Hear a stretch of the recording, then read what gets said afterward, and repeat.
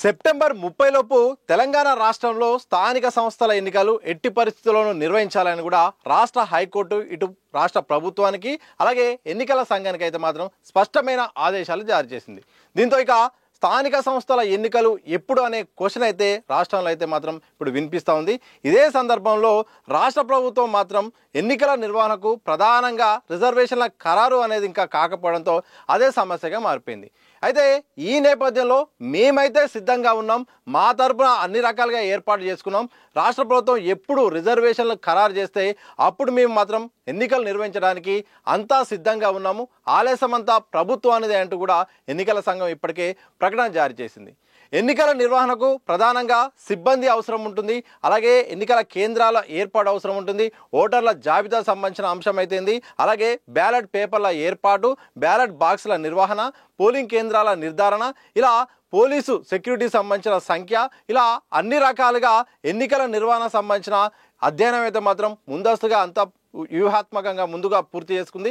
ఇదే సందర్భంలో ఒకవేళ హైకోర్టు నుండి ఏమైనా తిరిగి ఆదేశాలు వస్తే మేము 30 లోపు ఎన్నికలు నిర్వహించాలని చెప్పాము, మరి ఏమైంది అనే ఒక క్వశ్చన్ వస్తే మాత్రం మా తరపు నుండి మేమైతే సిద్ధంగా ఉన్నామనే ఒక వ్యూహాత్మకంగా సమాధానం చెప్పడానికి రాష్ట్ర ఎన్నికల సంఘం అయితే మాత్రం అన్ని ఏర్పాట్లు పూర్తి చేసుకుంది.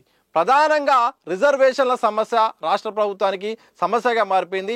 ఎందుకంటే 42% రిజర్వేషన్లను బీసీలకు కేటాయించి స్థానిక సంస్థలకు వెళ్తామని ఇప్పటికే ప్రకటించిన నేపథ్యంలో ఆ బిల్లు కానీ ఆర్డినెన్స్ కానీ రాష్ట్రపతి దగ్గర పెండింగ్లో ఉంది.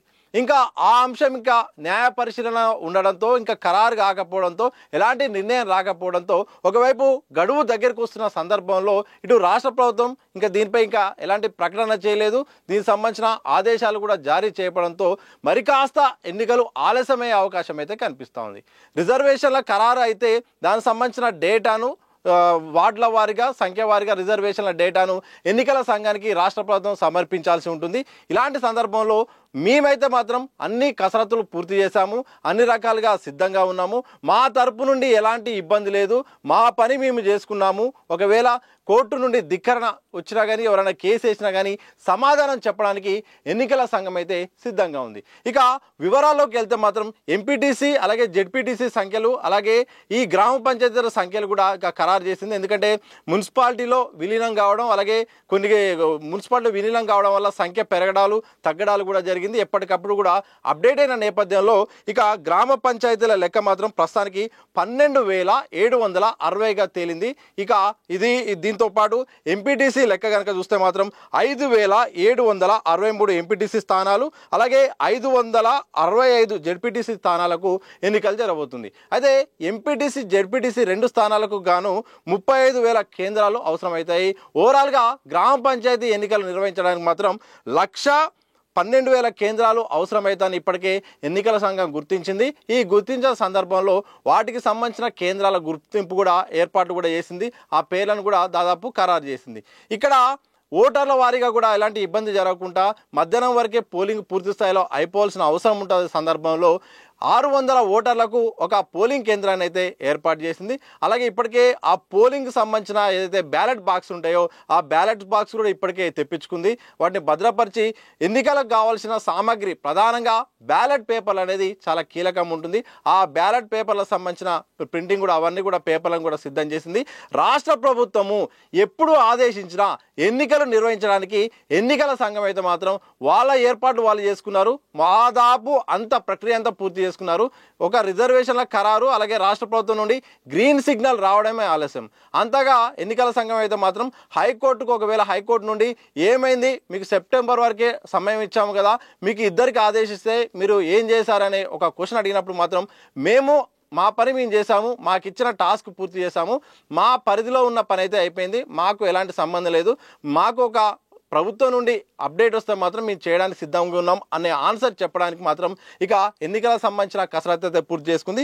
మరి చూడాలి మరి ఎన్నికలకు సంబంధించిన ఎప్పుడు వస్తుంది, మరి దీనికి సంబంధించిన రిజర్వేషన్ల ఖరారు తొందర వస్తుందా, మళ్ళీ వచ్చిన తర్వాత ఎవరైనా కోర్టుకి వెళ్తే అది కోర్టులో నిలబడుతుందా, లేకపోతే ఇంకా మరి కాస్త ఆలస్యం అవుతుందా అనేది మాత్రం త్వరలో అయితే మాత్రం ఒక క్లారిటీ వచ్చే అవకాశం ఉంది. మరి పార్టీల పరంగా రిజర్వేషన్లు అమలు వెళ్ళే అవకాశం ఉందనేది మాత్రం రాష్ట్ర ప్రభుత్వం అది నిర్ణయం తీసుకుంటే దాన్ని బట్టి మరి రాజకీయ పార్టీలు ఎట్లా నిర్ణయం తీసుకుంటాయో అది తెలిసే అవకాశం ఉంది. ఏదేమైనప్పటికీ తెలంగాణ రాష్ట్రంలో లోకల్ బాడీ ఎన్నికలైన సర్పంచ్, అలాగే ఎంపీటీసీ, జెడ్పీటీసీ, జెడ్పీ, ఎంపీపీ ఎన్నికల నిర్వహణకైతే మాత్రం ఎన్నికల సంఘం అయితే మాత్రం సర్వం సిద్ధం చేసుకుంది. దాదాపు వాళ్ళు చేయాల్సిన పనులను కూడా సామాగ్రి ఏర్పాటు, ఎన్నికల ఓటర్ల జాబితా, కేంద్రాల గుర్తింపు, భద్రత సిబ్బంది అన్ని, ఇటు బ్యాలెట్ పేపర్లు, బ్యాలెట్ బాక్సులు, ఎన్నికల ఏర్పాటు సంబంధించిన పూర్తిగా దాదాపు కూడా మేము సిద్ధంగా ఉన్నాం, అంతా తయారు చేసి పెట్టాం.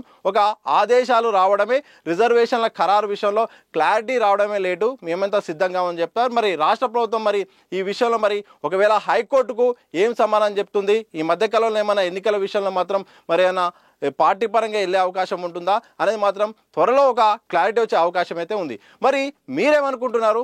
స్థానిక సంస్థల ఎన్నికల్లో భాగంగా రిజర్వేషన్లను రాష్ట్ర ప్రభుత్వం అమలు చేసి వెళ్తుందా, లేకపోతే పార్టీ పరంగా ఇచ్చి ఎన్నికలకు వెళ్తుందని అనుకుంటున్నారా, లేకపోతే స్థానిక సంస్థల ఎన్నికలు మరి కాస్త ఆలస్యమయ్యే అవకాశం ఉందని మీరు భావిస్తున్నారా? కామెంట్ చేసి చెప్పండి.